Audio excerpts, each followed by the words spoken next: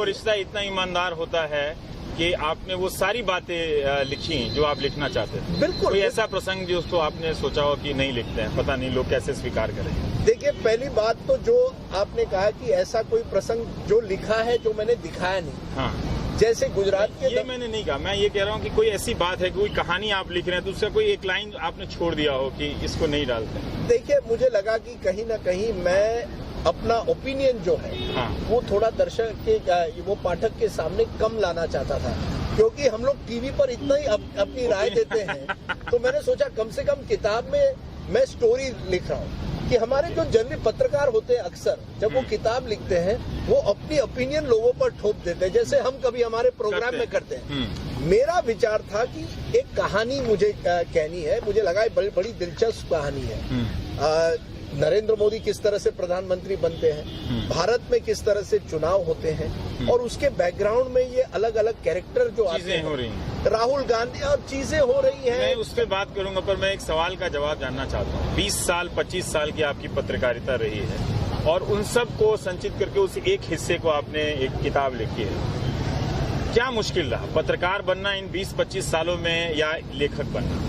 देखिए, मुझे लगता है कि लेखक बनने में जो मजा है वो शायद कई सालों तक मुझे टीवी पर नहीं मिला, क्योंकि टीवी पर देखा गया है एक तरह से आपको छोड़कर बहुत कम पत्रकार हैं जो इस फॉर्मूला फिल्म से दूर हटकर कुछ और करना चाहते हैं। तो टीवी पर कभी कभी हम इस टीवी के इडियट बॉक्स में उसके हम एक तरह से प्रिजनर बन गए, कैदी बन गए हैं। किताब में मुझे लगा एक खुलापन था, एक फ्रीडम बहुत दिनों के बाद मिली, तो बहुत मजा आया। और मुश्किल भी है क्योंकि आप जब आपके सामने एक ब्लैंक स्क्रीन होता है जब आप शुरुआत करते हैं, और फिर 130,000 वर्ड की किताब लिखना मुश्किल है लेकिन मजा आया। तो चलिए, एक नए प्रोफेशन की तरफ आप गए हैं। आपने लिखा कि 2014 का जो साल है, चुनाव जिसने भारत को बदल दिया, तो इस चुनाव को किसने बदला? इस राजनीति को टेलीविजन ने, सोशल मीडिया ने,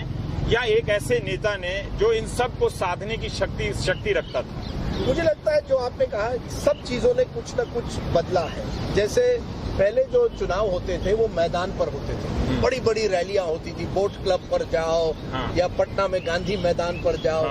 अब जो होता है चुनाव, वो होता है कि टेलीविजन पर लाइव प्रोग्राम हो या सोशल मीडिया पर, ट्विटर पर हो कि इस रैली में इस नेता ने ये कहा, या आप कहीं ना कहीं व्हाट्सएप पर लगा देते हैं। तो वो एक बदलाव अपने पब्लिसिटी में हुआ है कि किस तरह से नेता लोगों से संपर्क करता है। पहले बड़ी रैली से करता था, अब वो मीडिया के जरिए करता है। ये एक बदलाव आया। दूसरे, इस चुनाव में एक बदलाव आया कि कहीं ना कहीं ये चुनाव जो है, जैसे अंग्रेजी में कहेंगे, एक तरह से प्रेसिडेंशियल बन गया कि हम देश का प्रधानमंत्री कौन होगा, हम पार्टी या हमारा एमएलए या हमारा एमपी कौन है, एजेंडा क्या होगा, वो सब खत्म होके एजेंडा पर भी हम मैनिफेस्टो, कितने जो वोटर हैं आजकल मैनिफेस्टो पार्टी का देखते हैं, या कितने प्रोग्राम होते हैं मैनिफेस्टो पर हम देख रहे हैं। मोदी सरकार 5 साल केजरीवाल, बिल्कुल। और जितना आप उसको सिंपल कर सके उसमें आपकी खूबी होती है कि आप एक आशाएं बढ़ा रहे हैं। 5 साल केजरीवाल या अब की बार मोदी सरकार में क्या गुण है, क्या नहीं है, या बीजेपी का एजेंडा क्या है या कांग्रेस का एजेंडा क्या है, इस पर हम कम जाते हैं। आपको लगा कि उस दौरान सोशल मीडिया और मीडिया इतना उत्तेजित हो गया था कि इन सब बातों के लिए स्पेस नहीं बचा था? या टेलीविजन उनका हथियार बन गया था, या टेलीविजन को किसी ने अपना हथियार बनाया था? हुआ क्या था? नहीं, आपने बड़ी अच्छी बात की। मुझे लगता है एक तरह से तो हम एक हथियार तो बन ही गए थे। ऐसा नहीं है कि पहले भी हम हथियार नहीं थे। हमारे यहाँ उपयोग दुरुपयोग तो करते रहते हैं नेता, लेकिन इसके साथ साथ मुझे लगता है रवीश, कहीं ना कहीं हमारा एक आलसीपन भी है। हम इस चकाचौंध में अब फंस गए हैं। अरे यार, बड़ा नेता है, उसकी रैली चलाओगे तो टीआरपी बढ़ेगी, मोदी जी टीआरपी है। तो इस टीआरपी की जो दौड़ है उसमें चुनाव भी फंस गया है, क्योंकि हम जनता से कम बात करते हैं और नेताओं से ज्यादा बात करते हैं। जनता की क्या मुश्किलें हैं वो बहुत कम दिखाते हैं। जनता की, अगर किसान आत्महत्या कर रहा है उस पर क्या हमने डिबेट किया कहीं चुनाव के दौरान? मुझे लगता है बहुत कम किया होगा। यानी विदर्भ या मराठवाड़ा जैसे जगह जहां आत्महत्याएं हो रही है, पहले इस तरह की रिपोर्टिंग हुआ करती थी चुनाव के दौरान बॉटम अप यानी जमीन से जुड़ी हुई। अब हम ऊपर से आते हैं, बड़े नेता हेलीकॉप्टर में आते हैं और हम उनकी हर बात पर हम उसको ब्रेकिंग न्यूज बना देते हैं। इस किताब को लिखते हुए एक बात सवाल पढ़ रहा था जब मैं आपसे जानना चाहता हूँ कि मुझे लगा कि आप एक नेता को दूर से देख रहे हैं, इसलिए मैंने शुरू में वो राजदीप बरखा और अर्नब वाला की कहानी बताई कि मैं भी आप लोगों को दूर से देखा हूँ, तो वैसे ही आप नरेंद्र मोदी को देख रहे हैं। चूंकि वो इतना प्रचंड बहुमत लेकर आए और जब आए तो ये कहा गया कि सब कोई उनसे डरता है, मीडिया भी उनसे डरने लगा है, कोई वो अपने बात खुलकर नहीं कह रहा है।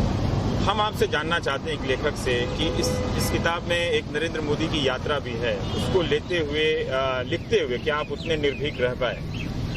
मैंने बिल्कुल कोशिश की है, क्योंकि मुझे लगा कि ये जो यात्रा आप कह रहे हैं न केवल मोदी जी की यात्रा है, मेरी भी यात्रा है पत्रकार होने से। क्योंकि पहली मेरी बड़ी स्टोरी एक तरह से थी 1990 में जब रथ यात्रा हुई और मैं तब प्रिंट में था। मैं टाइम्स ऑफ इंडिया के लिए लिखता था और मुझे भेजा गया यात्रा के गुजरात का कवर करने के लिए। तब मोदी जी उस गुजरात लेग के इंचार्ज थे।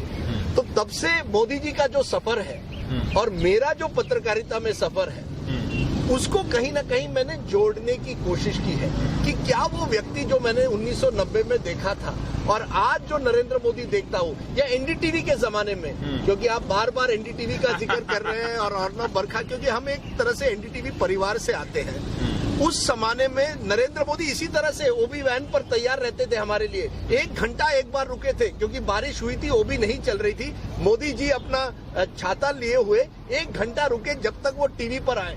वही मोदी जी आपको आज 1 मिनट नहीं देंगे और वहीं से प्रधानमंत्री बनकर जा रहे हैं। वो अब आप बड़े आदमी बन गए, हम तो वही के वही रह गए। तो भारत के प्रधानमंत्री हैं, लेकिन एक पत्रकार इन रिश्तों को कैसे देखे? अगर पत्रकारिता का विद्यार्थी इस किताब को पढ़ रहा है, मुझे लगता है कि उसे पढ़ना चाहिए, क्योंकि आप लंबे समय तक संपादक रहे हैं, संवाददाता रहे हैं, तो इन सबका एक पूरा तजुर्बा है। कई जगह आपने लिखा है कि आम आदमी पार्टी के नेता ने कहा कि आपको टिकट दे देते हैं। अमित शाह आपसे कह रहे हैं कि तुम आम आदमी पार्टी में चुनाव लड़ो, तो आप कह रहे हैं कि अब बीजेपी से लड़ा दो, तो अमित शाह कह रहे हैं कि मैं ही विरोध करूंगा अगर बीजेपी से टिकट मिलेगा। मैं ये जानना चाहता हूं कि पत्रकार इन नेताओं से रिश्ते रखने में वो लाइन कहाँ ड्रॉ करे? अगर उसे, कई बार लोगों को लगता है कि आपको राज्यसभा का ऑफर मिल रहा है या कुछ और पार्टी में इस तरह से कह रहे हैं, तो लोगों को लगता है कि शायद आप इतना घुल मिल गए हैं तभी वो आप पे वो ऑफर मिलता है। बिल्कुल सही रविशर, आपने पहले सवाल में इसके पहले भी कहा था आप कितने निर्भीक थे इस किताब लिखते हुए। देखिए, मुझे लगता है पत्रकार जो है वो इस लेवल तक राजनेताओं से जुड़ गया है। एक तरह से हम उसी सिस्टम से जुड़ गए हैं, इसलिए ना निर्भीक रह पाते हैं कभी कभी, ना स्वतंत्र रह पाते हैं। और मेरी कोशिश पिछले 26 साल में रही है कि किसी ने भी टिकट अगर कहा है राजदीप आप चुनाव लड़िए, ममता बनर्जी ने, जैसे मैंने किताब में कहा कि आप राज्यसभा लड़िए तृणमूल से, आप राज्यसभा मेंबर बन जाइए, या अरविंद केजरीवाल कहते हैं आप राजनीति में आ जाइए। मुझे इससे कोई दिलचस्पी नहीं है, क्योंकि मैं पत्रकार हूँ। जब तक अगर मैं कल राजनेता बन जाऊं तो मैं पत्रकारिता से मेरा कोई रिश्ता नहीं रहेगा। लेकिन जब तक पत्रकार हूँ, मैं ये नहीं, किसी नेता को ये सेटिस्फेक्शन नहीं देना चाहता कि आपने अपने पत्रकारिता का दुरुपयोग करा, आपका एक एजेंडा था। मेरा कोई एजेंडा नहीं है। मैं मोदी जी रीडर पढ़ते समय, और ये चूंकि आपने इसमें लिखा है, कई पत्रकारों के बारे में लिखा है, कई बार होता है कि हम मीडिया वाले लिखते समय दूसरे पत्रकार या दूसरी संस्थानों के बारे में टिप्पणी नहीं करते, पर आपने लिखा है। रजत शर्मा के बारे में भी लिखा है, अर्नब के भी बारे में लिखा है, और भी लोगों के बारे में लिखा है। पाठक ये कंफ्यूज कर सकता है, या मैं चाहता हूं कि वो कंफ्यूज करे, वो पढ़ने की वो भी एक पहली शर्त होती है कि आप उसको पजल ढूंढ देखिए कि हमारे पत्रकार बहुत ज्यादा उस सिस्टम में चले गए हैं। बिल्कुल हम सिस्टम में चले गए हैं, क्योंकि देखिए पत्रकार जो होता है उसकी जो नेचुरल टेंडेंसी होनी चाहिए वो एंटी एस्टेब्लिशमेंट होनी चाहिए, कोई भी सरकार हो। गणेश शंकर विद्यार्थी का कोट है कि पत्रकार को हमेशा विपक्ष में होना चाहिए। बिल्कुल, हम तो विपक्ष हैं ही, हमें बिल्कुल सही कहा। क्योंकि अगर यूपीए की सरकार है तो यूपीए को सवाल पूछो, अगर एनडीए की सरकार होती है तो एनडीए को सवाल पूछो।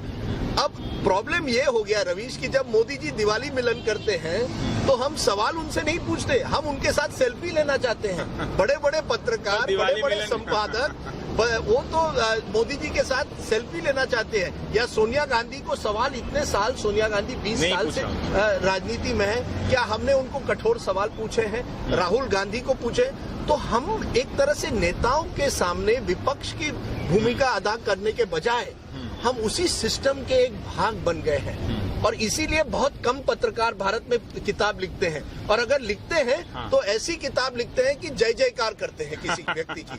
तो मैं इस किताब में जय जयकार नहीं है, मैंने किसी व्यक्ति की जय जयकार नहीं की। कांग्रेस वाले दुखी हैं, कह रहे हैं आपने राहुल गांधी के खिलाफ लिखा। मैंने कहा राहुल गांधी को केवल 44 सीट आए। कुछ लोग कहते हैं पहला चैप्टर देख के कि आप अभी भी 2002 और नरेंद्र मोदी को भूले नहीं। अरे भाई, मैं क्यों भूलूं?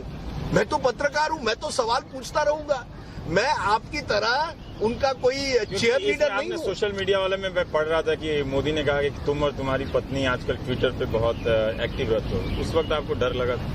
मुझे कभी डर नहीं लगा, लेकिन लगा था कि वो धमका रहे हैं।